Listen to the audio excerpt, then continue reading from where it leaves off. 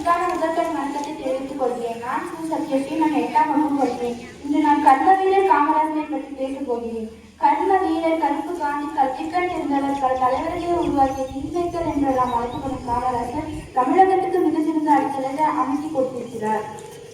ஒருமை காமராஜர் விருதுநகரில் 1903ஆம் ஆண்டு ஜூலை மாதம் 15ஆம் தேதி குமாரசுவாமிக்கும் சிவகாமி அம்மையாருக்கும் மகனாக பிறந்தார்.